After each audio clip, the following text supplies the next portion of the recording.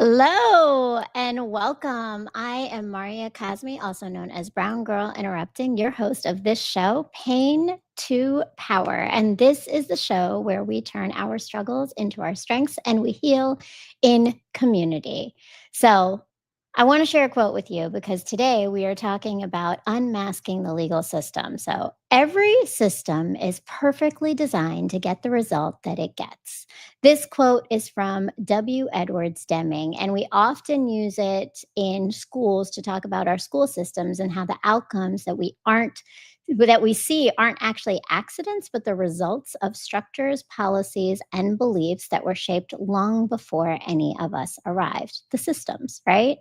And tonight, we're shifting that lens because we're not unmasking the education system, we're unmasking the legal system.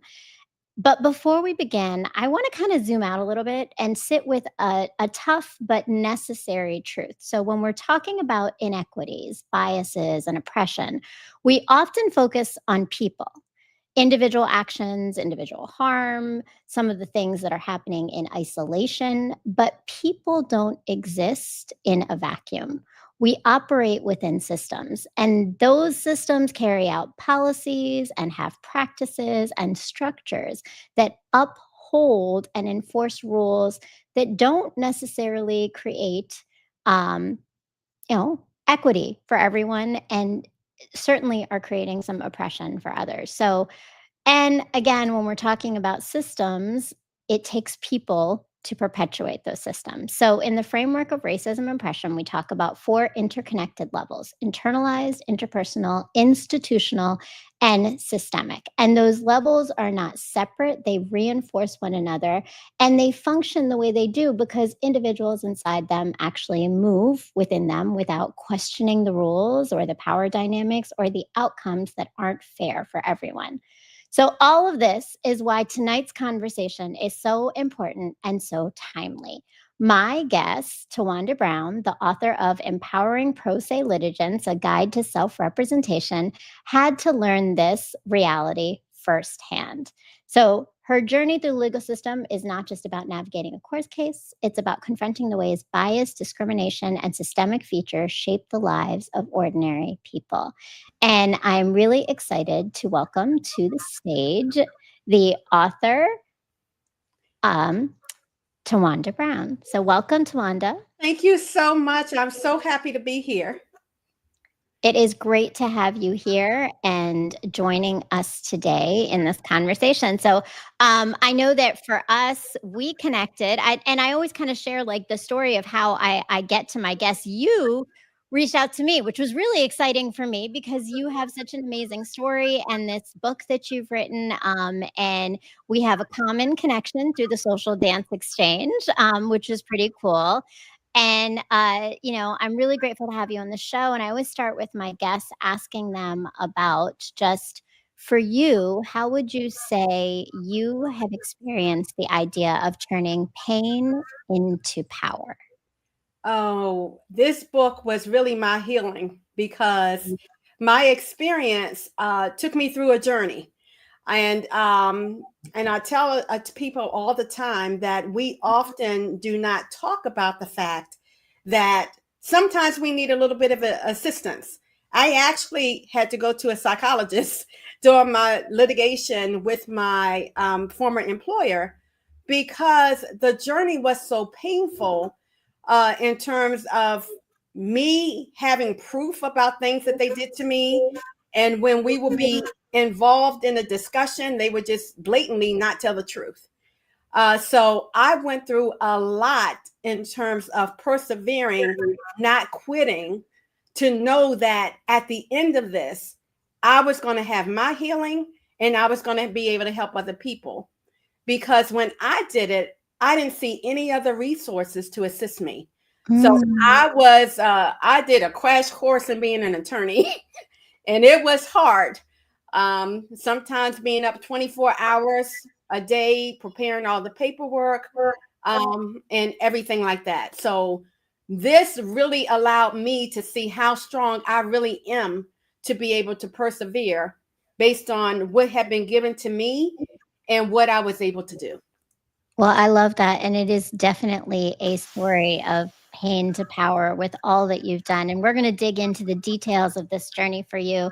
And I appreciate it because it sounds like for you, part of that power is in assisting others, in community and connection, in having someone to lift you up and guide you. And I'd love to actually, before we get into the book and the journey that you've had, there's a starting point, right? You know, we all start at younger ages, and something you shared with me that I want to elevate here is that your journey of having someone advocating for you and recognizing when the system doesn't work for you started actually in locally in Maryland in Prince George's County, right? In Yes. third grade. Tell me a little bit about like that first time of recognizing that you needed to be advocated for or that something wasn't actually meeting your needs in the systems. Yes. So I started out in Atlanta, Maryland. I was at an all-black school initially, and then we had busing that took me to a school called Chapel Forge Elementary when I was in third grade. And there was a teacher, and I tell you, Mara, I can see his face just like it was yesterday. His name was Mr. Hunt, and he wanted to put me in special education because I spoke with a lisp. And my mom was a fierce advocate. She came and she argued and she fought and did not have me go in special education class. As a matter of fact, I then was placed in advanced classes because my mom didn't accept somebody saying that I had something going on with me just because they didn't like the way I spoke. And that was really the start of realizing that everybody that we see that is in a position of power or authority might not be looking out for our best interests. And so my mom was the first person that laid that foundation that says, hey, if you don't think it's right, then you go ahead and do something about it. But the important thing about this is I do a lot with the school system in Howard County. I try and emphasize that when we do something to students, that can stay with them for a long time. I'm 61, and I remember what happened to me in third grade, just like it was yesterday.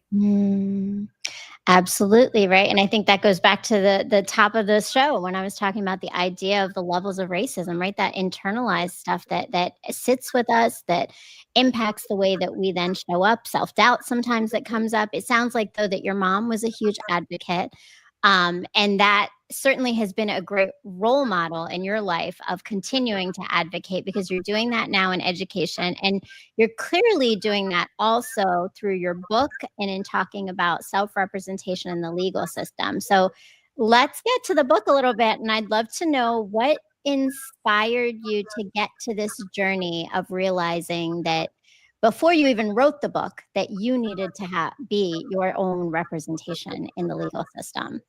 Oh, there's been so many things that have happened with my life, with my boys' life. I have two boys. One is 37 and one is 26.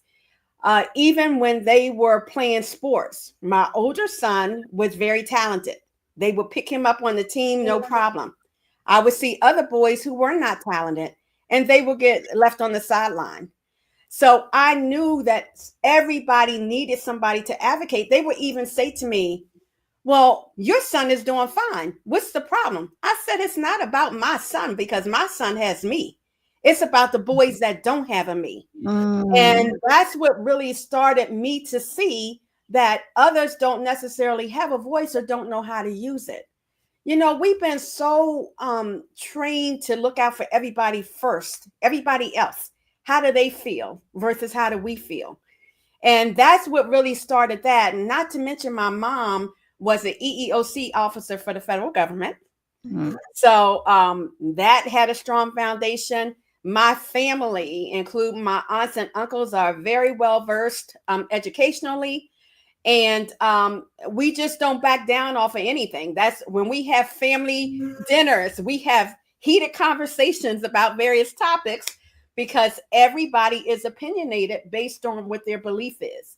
And so one of the things that I learned is I need to help people know that they have a voice. And it's not always about sitting back and letting people do things to you that you don't feel right about. In this situation, In this book, I had worked for this company for over 7 years. I had grown the contract from one person to over 7 people. And what they tried to do during that time period was put a white male in with me, for me to teach him some of the things that I was doing. And I was like, no, no, I was here first. Don't you Mhm. think you should ask me first what I want to do instead of telling me what he wants to do? And so that led to him working underneath of me, but then I had to review his work, and I noticed that his work was subpar. Mhm.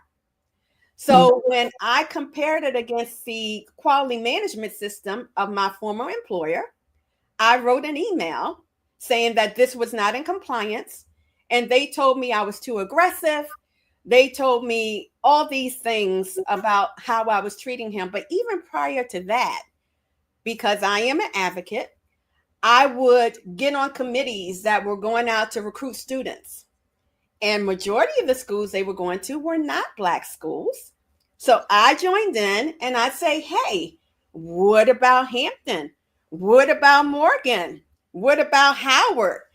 And I was actually told by the HR director that the CEO has the ability to spend money however she wants to. And if I couldn't get in alignment, perhaps I should leave this group. Wow. Yeah. That's a pretty strong, clear message of what was going to be valued and what narrative wanted to be present, right? Yes.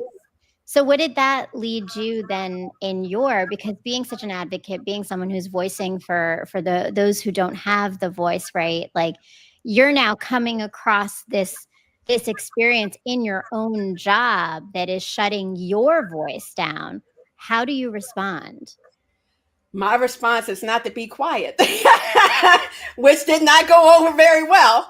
It was very hard for them to come against me because I was getting kudos for the things I was doing with the NAACP. A friend of mine is the president of NAACP. I know him very well, and so on the website they did an article of me being a community advocate, and so I was like, well, if I'm a community advocate and I see things going on with the company, isn't it my responsibility to try and make a difference? I got on HR committees, I got on many things, but anytime I tried to say, hey, your website says we're equal opportunity, how come our numbers don't reflect that?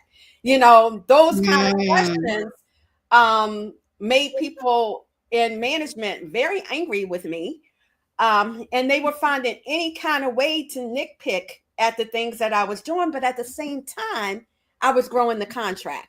So, what are you going to do with me, right? The client loves me, and they're getting additional work because the client loves me, but I really am a pain in their neck. Yeah. wow. But so, I mean, but it sounds like you're again coming across their discomfort of not really honestly living the truth that they say they're living on their website, right? That So, is correct. Yep. And so what happens, what I notice is we know that they're not fulfilling what it is they signed up for.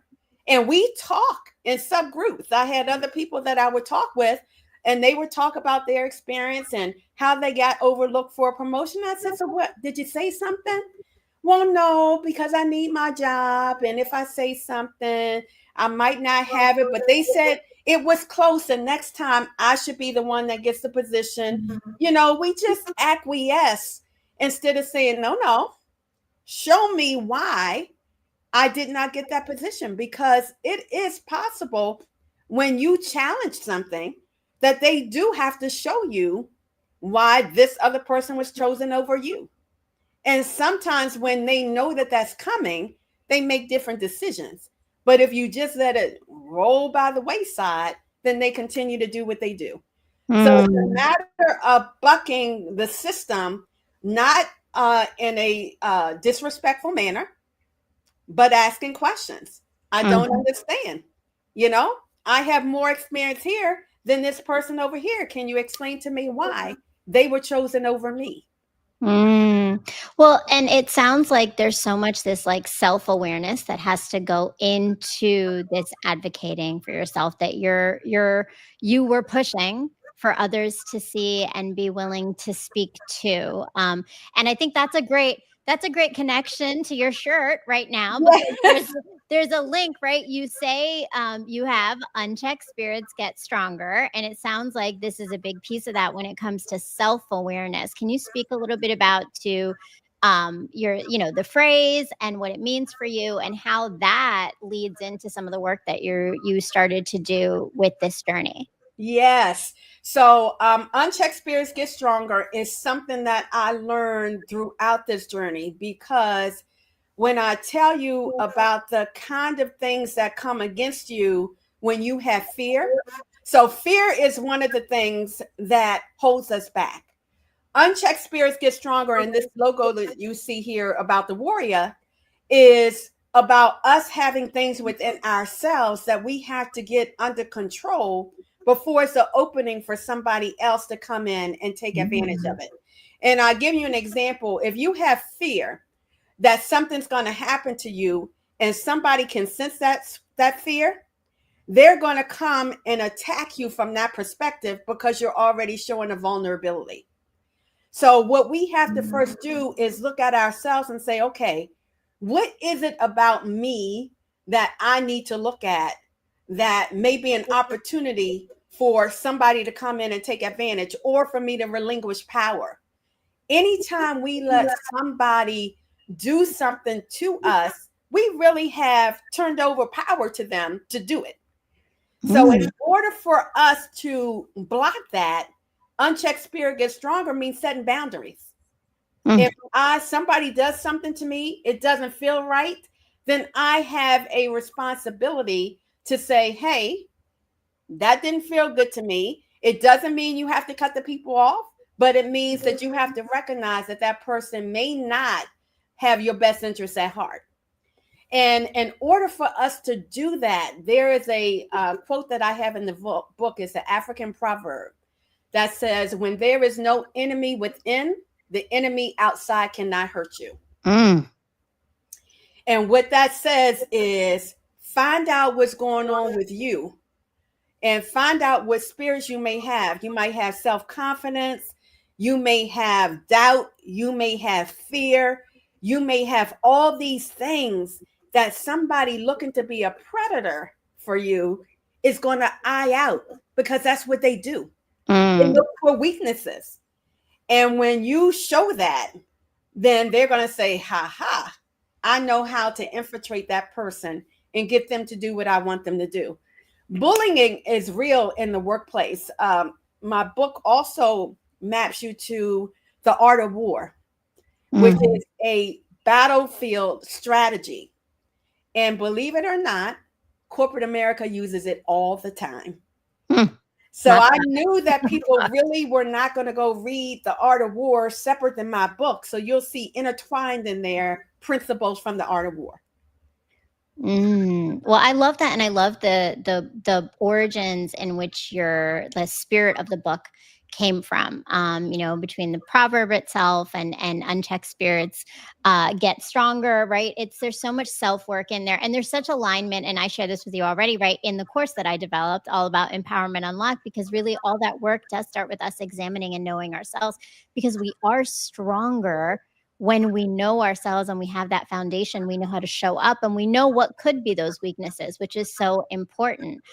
So let's get into though more of this journey, right? Because more happened after this. And actually, before we do, I just want to give a shout out to those of us who are in our chat. We have a lot of people joining us today. Thank you, Deanna2278. Good evening. Good evening, Kevin.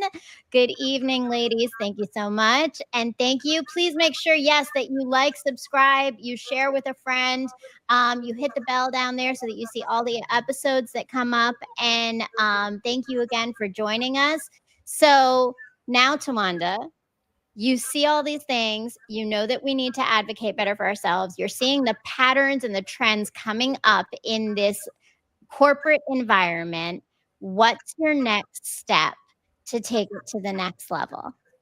So one of the first things that we have to do is make sure we're not operating out of emotion.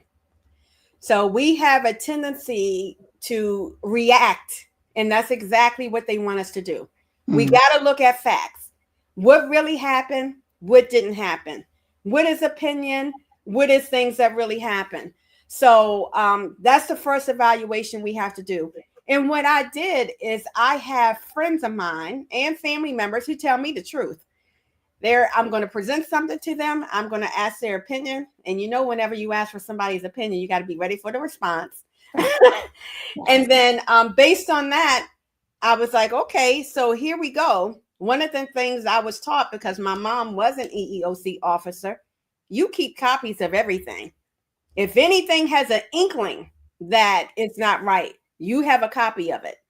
Other mentor told me if it isn't written, it never happened. When I tell you the number, I had documentation, and when they had to provide their copy of the documentation, because I requested it, they had cut some things out that had been in there before, but I had the full version of it.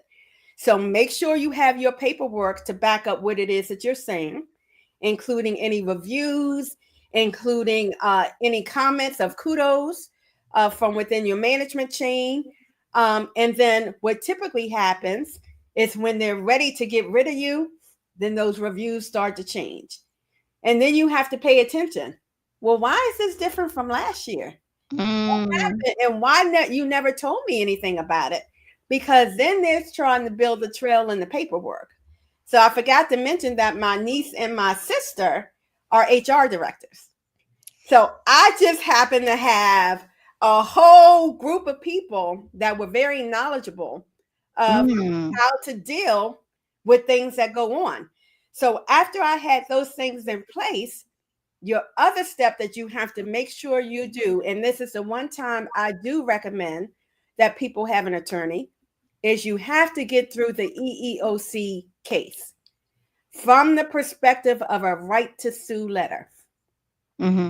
If you do not get a right to sue letter, then the employer is going to think that they won. So you got three choices: no cause, which means EEOC says we didn't find anything, dismissed. You have a yes, they are guilty, and the EEOC will take over and do the case for you. Or you have a right to sue letter where the EEOC says, I think something may have happened here. I can't prove it and don't have the time to, but I'm saying you have the right to pursue it. Okay. After you get that right to sue letter, that's when you move into the next phase for taking them to court as a pro se litigant. Right. I love that. And it sounds like these, again, are all the steps. So go get the book because these are all outlined in the book itself. And yes, I see Phil de Montaigne says, this is awesome. Definitely. Greetings from Deanna Toomer. Congratulations on your book, Towanda. Love it. Thank you for joining us. Sheila Marshall. Good evening, ladies. Good evening, Sheila. I love it. And Z Amanu Khan News. Thank you for joining us, and peace. It is so good to have everyone here. We have some of our iRant network. We have some of our social dance exchange folks. I see a range of folks here in the chat joining us. Please make sure that if you have a question, we can add those in. Let's make this an interactive conversation. Sheila says, Towanda, this information and feedback should be heard and read by young professionals entering the work world for the first time. Absolutely, right? There's so many gems and so much good information in mapping all of this out. So it sounds like on the front of this, as we're listening, that you had documentation, you had connections of individuals who knew the system. So of course you went to court and it all worked out. Ha ha. What happened? So, because in many times we think, right, well, we've done everything, right? We got the words, we've got the written words, we've got the information, we know the system, it's going to work. Oh my goodness. When I tell you that I was so hurt when I started this legal process, because you think justice, if you're right, justice is going to come over on your side, right? Mm-hmm. Not at all. They tried to, so this was in 2020. They strung it out until 2023. So imagine if I had an attorney that I was paying, I would have been paying for 3 years before we went to mitigation. Then they tried to dismiss the case twice. First time they said it was no grounds for it. And the judge was like, I don't agree with you. The second time they gave me a backhanded compliment, which said, what she is writing is too good for her to have done it by herself. And you know how you see on some of the court shows, they have somebody over there looking at the way you behave and personality to see if you're lying. They had that in that courtroom. And so I was like, I think you're missing my background. I do a lot in terms of looking at congressional paperwork, comparing it. I mean, that's my background. I'm an analyst. That's what I do. And I think that the fact that I was so thorough in what I was doing was shocking to them, that they thought I had an attorney. And if you represent yourself as a pro se litigant and they find out you had an attorney, then that's against the law because you're defrauding the court. So I got power after each and every one of those, because what I started doing is turn myself from being on the defensive to being on the offensive. I started coming after them and having them on the ropes instead of the other way around. So it was, they would say blatant untruths. When I say I have a memo that I put in the package to them, because we have to send documents to them, and they respond to a statement saying the opposite of what the written paperwork says. And I will go to the state's attorney. I said, this is perjury.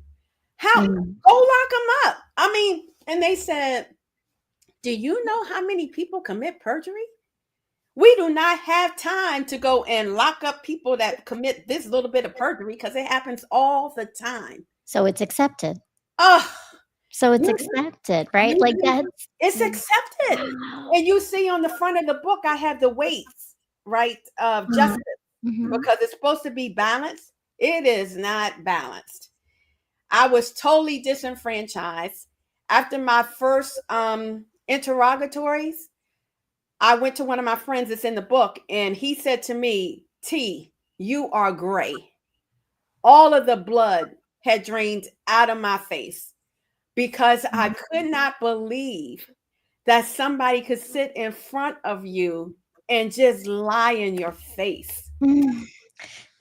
That is a real jarring thing, right? So I want to pause your story. I know there's so much more to it, but I want to pause it because I really want to ask you, those are hard things. I can't imagine. Those are late nights. You're working at the same time as doing all this, right? So you've literally taken on a second full-time job of being your own representative. What did that feel like, just to every day getting through it? How did you move through that in a personal way? It was hard. Thank goodness I wasn't dating anybody at the time. Because that would have been horrible. I had to have a face because my youngest son still lives here. So I had to do for my youngest son. He was in college. And that we have to make sure that our kids are okay. And so many times, Marya, I cried. I just could not believe what I was going through, because I was right. I had everything that said I was right. How could this not be cut and dry? And they see that they're wrong, but they were going to try and tarnish who I was as a person, even though I had all those other things that talked about accomplishments I did at the job, NAACP, community advocacy, all of those things that said I was a good person. They try and destroy you and cut you to pieces. That's that unchecked spirits get stronger. That's when I learned about it. I had to say, wait a minute. This is spiritual warfare right here. And so I had to go gird myself up. Like I said, I had a psychologist. I had my friends. And the other thing that's really hard is when your family and friends, those that love you, see you going through this, They want to tell you, stop, it's not worth it. I don't want Mhm. to see you hurting anymore. But they don't understand at the same time, if you don't see this through, you're going to have to live with it for the rest of your life, that you never fought for what you believe you were done wrong. So is that what kept you motivated to keep pushing forward even though it was so painful, it was taking so much from you? It did. And it was for my kids as well, because I have always taught my kids not to fear anything. My family, my nieces, my great nieces, my nephews, because fear is the thing that paralyzes us. And Mm. I knew that if I did not set an example about what was happening, that it was not going to be held properly. So I dealt with it. I followed it all the way through. Nobody in my family knew what I was going through. My sons knew a little bit, but they did not know everything that I was going through. I kept it a lot to myself. You can't even really tell your family and friends. They're going to say, well, why are you doing this? Just stop. Just stop. Right. And in the book, you'll see a roadmap that I have, and it says at any time you can exit off of the roadmap. If you Mm. start out and you talk to the employer, and the employer says, oh, we agree with you, we're going to give you this, that may be good enough for you because they're admitting wrongdoing, and you move on and you get off the exit ramp. Or that might not happen and you go a little bit further and you say, okay, this is good enough, I'm gonna get off. Or you go all the way to the end. The important thing is, it's your journey for you to make a decision about what's best for you, and there's no wrong answer. Mm.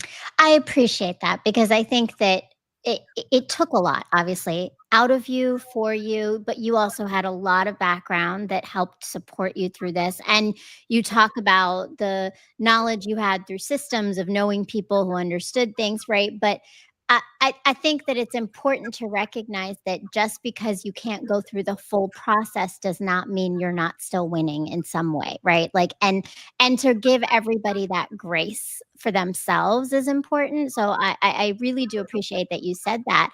And you talk about the disenfranchisement, and really it sounds like this discrediting Oh, of you, right? Like that was a big part of the system. But are there other pieces that you recognize and biases and barriers within the system legally that you notice that you advocate for or talk about when it comes particularly to marginalized communities and to people of color and individuals who have less voice oftentimes in the legal system?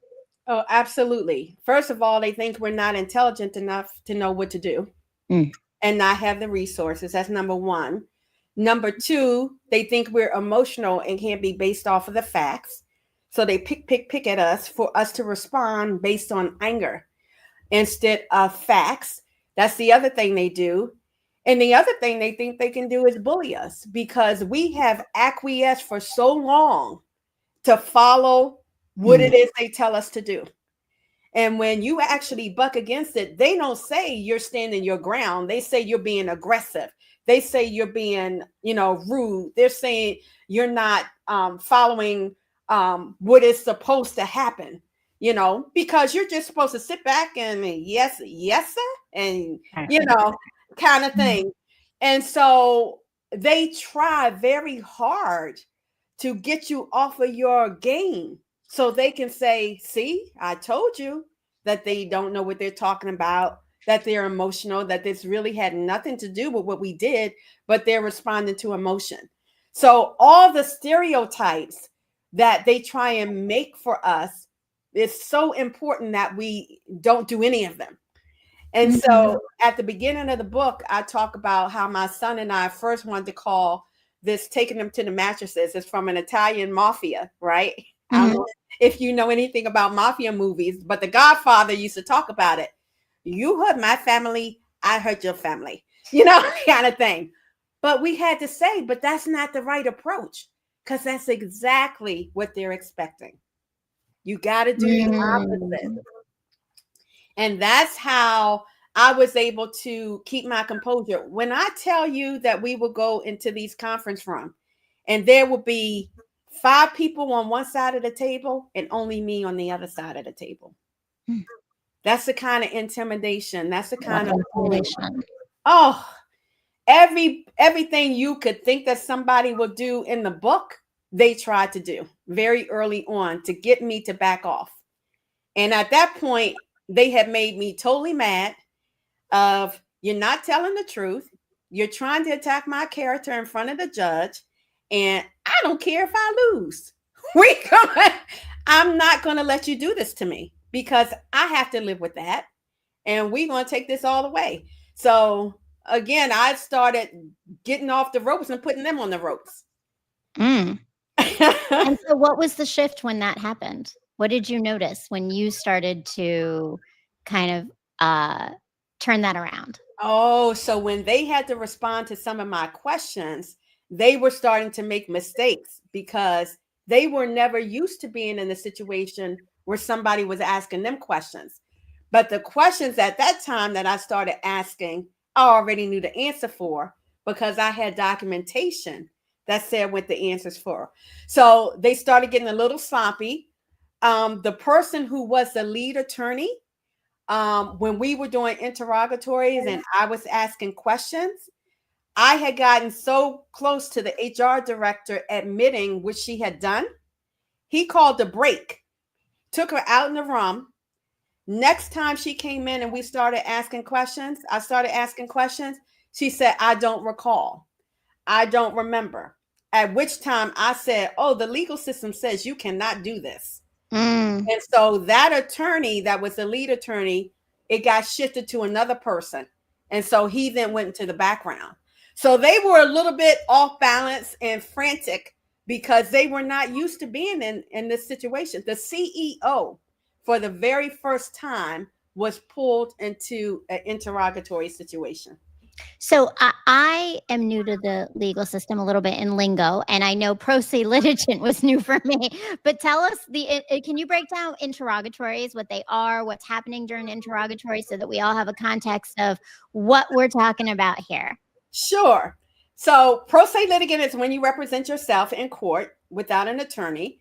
So, you have the right to do everything that an attorney can do. So, you have a right to request particular papers that you may have that will support your case. So, I had the ability to write down, I want this and these things and this conversation. But then you have a limit to what you can use after you get the deposition and they provide you what they're supposed to provide you with, which they do not do. They gave me copies of the same thing over and over again, by the way, a stack like this that I had to go through. Mm. Interrogatories is after the deposition and you get all the paperwork that you requested, you get to do interviews. Just like you see in court, you Okay. get to ask them questions. You get to say, I want these people to be on the list for us to schedule an interview with. And I was able to be the attorney and ask them questions. I love that. So in your book, do you give some guidance in how to address interrogatories and what that might look like? Yes, I do. I walk through every step of the equation because I had to do it myself. So I don't want Mm. anybody to have to do anything from scratch. You can start from my book and it will tell you what to do. Not only does it tell you what to do, when you have that attorney to help get you through the EEOC process, I tell you, ask these questions when you have the attorney so that you're ready for when you're representing yourself and you have the answers. So it is so important that you read the information because I even give you a checklist and said, did you get these main things from this chapter? If you didn't get that, you need to go back and read it because these are things you need to go to the next step.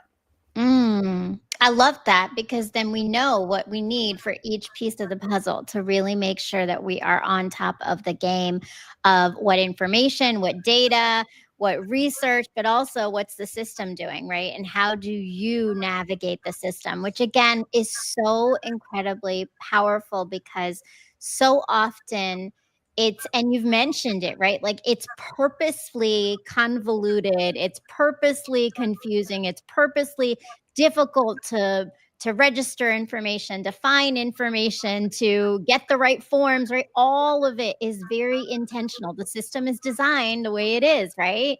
For Yeah. the results. Yeah. And it sounds like again, you've definitely done a lot of stuff. And I love it. You said we call that the jackpot. Yeah. Right? Right. But and this book is definitely going to give us some more guidance. You can always appeal the case to a higher court, right? And that though again still is going to be another process in itself, and you need to know what you're going to be doing within that. So when you're thinking about all of this and people getting into representing themselves, right? What are some of the starting places that you feel like you would recommend if someone is in a space right now where they are going through a legal battle, where they're dealing with something? How do they begin to consider being pro se litigants for themselves? So, what I would say, one of the first things you want to do is look at existing cases. So, I give you references in the book that says, look at some of the people that have done pro se litigant for, it depends what you're saying. Let's say discrimination, based on the kind of discrimination that you think is occurring. And then you see the kind of situations that they're writing about in their existing court cases. Everything is public record. So what people don't realize, mine was in federal court, by the way. I did not do local. Mine was in federal court. Huh? You can go and find cases on the case search, and I give you all kind of links and say, okay, this sounds similar to what happened to me, and this is what they did to be able to win that. The other thing you want to do, I probably talked to about 4 or 5 attorneys, and let me tell you, one attorney, he said to me, well, when you basically called your employer a liar, what did you think they were going to do?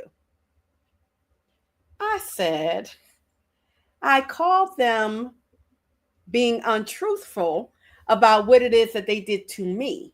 And I have the right to do that. That's But he tried to even discourage me, saying it was my fault for standing up for myself.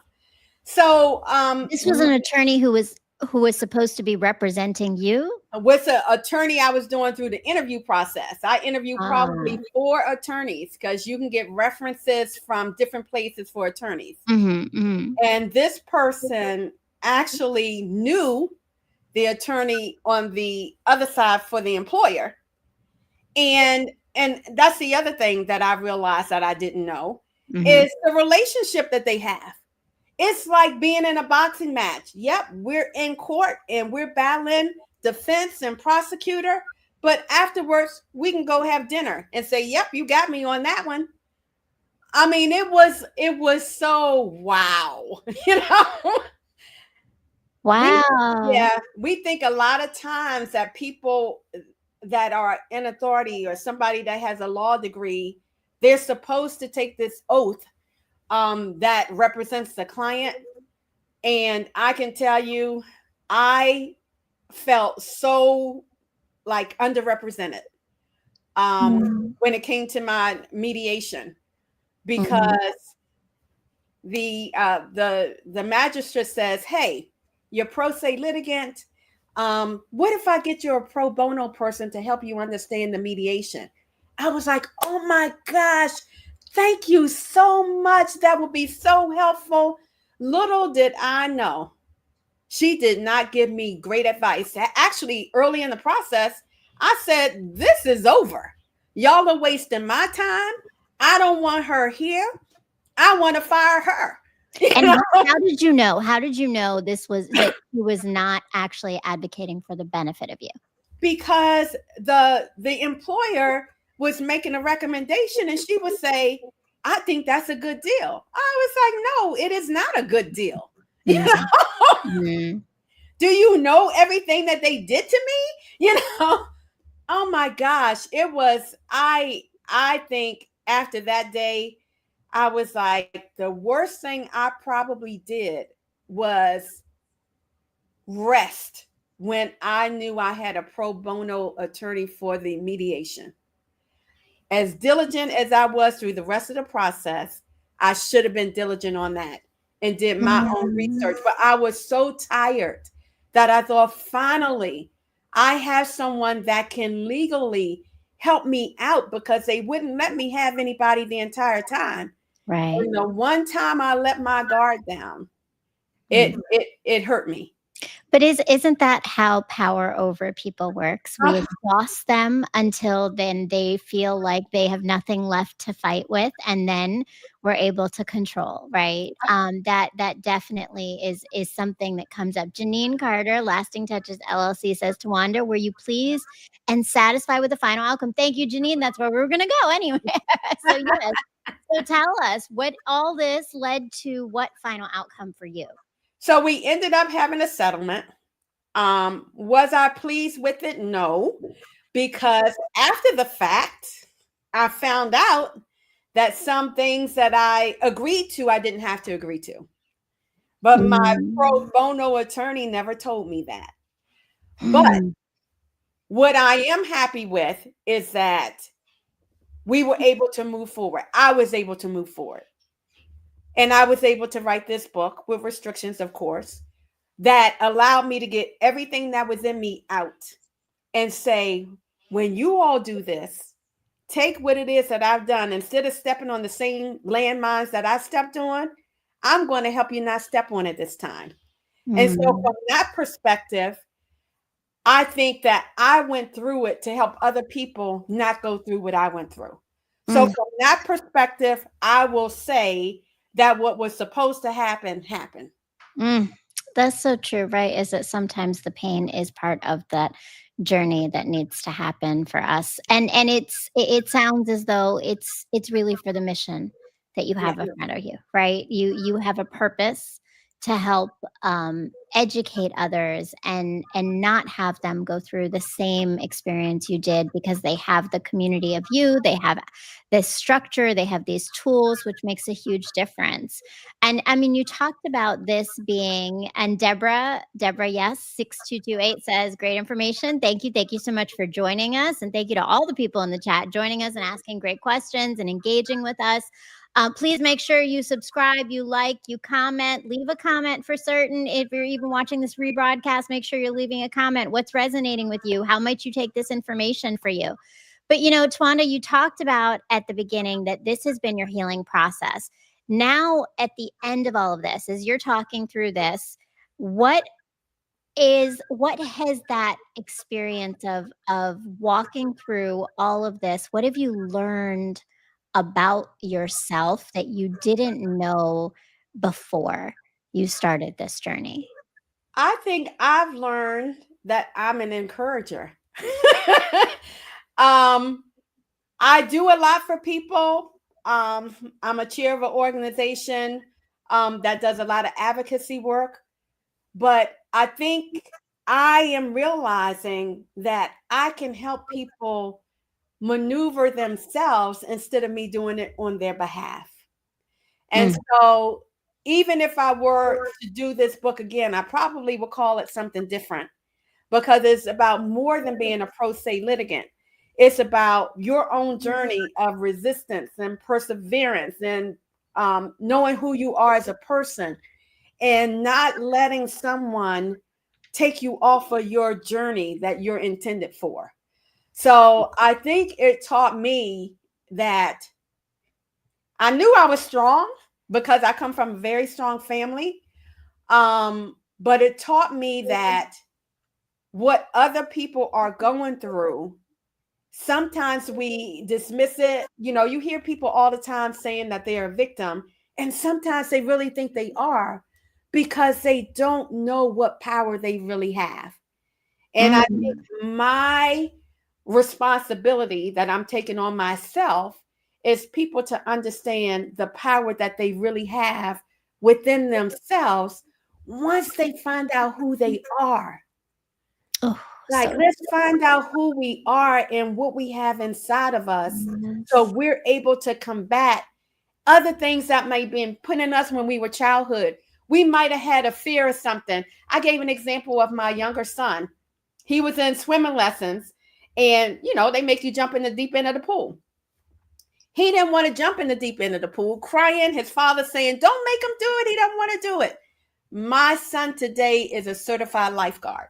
Because he was empowered That's to right. take the step, right? And that's sometimes it, right? We have to give people permission, and we have to give ourselves permission, right? Like, and I love it because you talk about building people's capacity and moving them to empowerment and self-empowerment. And that is so important.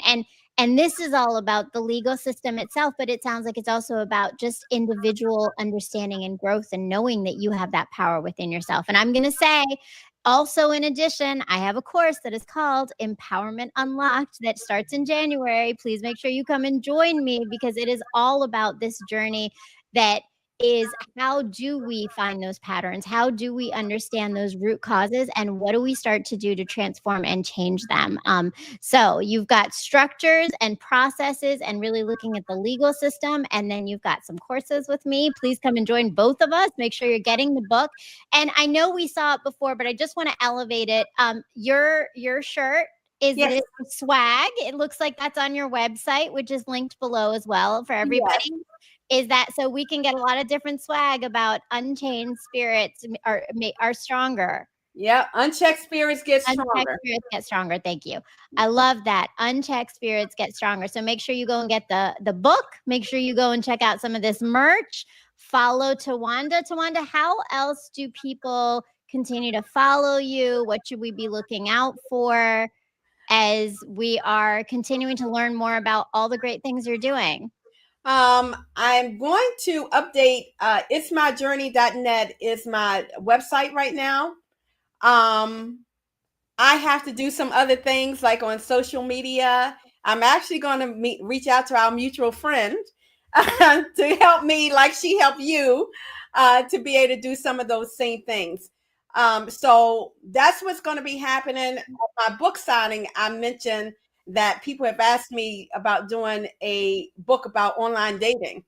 And my girlfriend joked about, "Oh, that's going to be a comedy." I was like, "Yeah, that's going to be very different than this book." Very different, but a whole nother system to navigate. So yes. Exactly. And there are all kinds of mindset shifts and behaviors and things. So, and I appreciate though all the tools that you provided. And it sounds like just going back into thinking of the top of this conversation, right? When we're talking about this idea of systems and how systems exist because people are perpetuating them, but also through your story, what we recognize is that individuals can disrupt those systems too, right? That we don't have to accept things as they are for face value. And the more we know, the more we understand, the more that we're able to examine the things around us with critical eyes, with looking into the tools that are going to help us to do that, we are able to have the power to take back our stories, to take back the things that are happening. And I love that, Towanda, because you shared so much of that with us today. And I see the chat is blowing up. So let's honor some of these friends in here. Deborah Hayes says, great information. Thank you so much. And Zirmanicon News says the lawyers stay in the pocket of the state. Absolutely, right? There is definitely so much intertwined interconnectedness. And it's not really about people. It sounds like it's a business. Everything often is, right? And those businesses function on us not knowing, on keeping things mysterious, keeping things confusing. And so the more we know, the more empowered we are. Make sure you go get the book so you know more. Make sure you join me in my courses so you know more. And Judith Jones 5716 says, thank you for your information and support. Thank you so much. And to all of my new friends joining me who I haven't seen before, please make sure you subscribe to this channel. I am Marya Kazmi. This is Brown Girl Interrupting, and this Pain to Power is on every Sunday at 8 p.m. Eastern Standard Time, talking about all these different journeys. And just I have my courses. There's so much more coming from here. So please make sure that you subscribe, you like, you comment, you share a comment, and you share this with someone. So thanks again. There's so much more in the chat. I want to come back to the chat. I know there were some more folks in here. Thank you for your information and support. Thank you, Judith Jones. And thank you, Towanda. Congratulations, ladies. The people needed to hear about her journey, the truth behind resistance. Absolutely. Thank you so much for tuning in, our iRant family. Thanks, Kevin. This is part of my Substack family. I really enjoyed your story and admire your perseverance. Yes, Kevin, Towanda is doing some amazing things. Thank you so much. Thomas Mosley says, a story of self-empowerment. I love it. Thank you, Thomas, for joining us. Oh, this is awesome. Congratulations, ladies. Great podcast. Towanda, continue to be you. Absolutely. You are inspiring so many people. And before we finish up, thank you, Tracy. Great session, Towanda and Marya. Well, thank you, Tracy, for joining us. Love the self-empowerment and perseverance. Absolutely, Janine. So, well, you have so many followers and so many people, but I gotta ask, because before the top of the show, there has been some real impact from your book already. I would love for you to share that story with us before we head out tonight. Absolutely. So, one of the things is this book is not only about the legal system, but about us advocating for ourselves. So, I have a friend of mine whose daughter went to buy a car. She was trying to express her independence. She bought it from a dealer in DC, and the dealer brought it over to Maryland to deliver it to her. Mm-hmm. On the bill of sale, it said as is. Okay. And so, of course, she wants to be a grown person, goes ahead and buys a car. The dealer doesn't even give her temporary tags to drive the car. Okay. So we already know that's illegal. Mm-hmm. She takes the car for an inspection. It is not even safe to drive. Failed inspection on so many levels. And so I talked to my friend, and she says, there's nothing we can do about it. Say as is. I said, oh, yes, you can do something about it. State of Maryland has a lemon law. The dealership is in DC. They have laws in place. So she did what I had suggested, that to have everybody to do, reach out to the person you have the conflict with, try and work it out. And she was like, hey, get these things fixed for my daughter's car. She's driving in an unsafe car. You know, the steering was broken, all these things. She could have an accident. He's like, nope, I'm not going to do it. It says as is. I said, well, you do know as is, it says that they have to itemize what's wrong with it, right? He said, well, go ahead and take me to court. That's going to take a long time. Oh, ooh. So I said, well, here you go. Here's the book. Here's resources. I want you to contact this person, DC government. Want you to contact this person, Prince George's County, state of Maryland. I got a call from her. She got in touch with DC. They contacted the dealer. Everything got fixed on her daughter's car. The reinspection was paid for. And I said, so many times we think that what somebody tells us is the truth. They expect us just to acquiesce to what they say and not question it. She questioned it, protected her daughter from driving a car that was unsafe. The brakes, the power steering, the chassis, all of it was damaged. And so I said, oh my goodness, I'm already making a difference in saying, don't just accept what somebody tells you, but go a step further if it doesn't feel right to you. And so I was so happy. I was like, yay. Well, I love it. That is definitely cause for celebration. I see your balloons in the back from your book signing that just happened this week. So congratulations. Congratulations on the book. Congratulations on the impact that you are making, because I can see already in the chat, it's obviously from your story, right, that people are feeling this knowledge as so purposeful for them to be able to move forward and to start questioning these systems, question the people that are telling them things that are not accurate nor helping and supporting them, right? So Correct. keep questioning, keep looking through those systems because those systems are designed for the results that they get. So, friends, continue to be critical, continue to be conscious, continue to be aware. Make sure you follow Towanda. Make sure you're following me. Join me this January for classes on Empowerment Unlocked to go even deeper in your examination of self and healing. And make sure you're following both of us. And of course, subscribe, like, comment, hit the bell, and tune in every Sunday at 8 p.m. Eastern Standard Time for more episodes of Pain to Power. Thank you to my amazing producer, Mr. Dialogic, and to Towanda for a wonderful conversation and the opportunity and honor to be your second official interview on the book. I feel very honored to be a part of that. So thank you so much for coming. Thank you so much for having me. Appreciate it. This was a pleasure. Peace, love, and light, friends.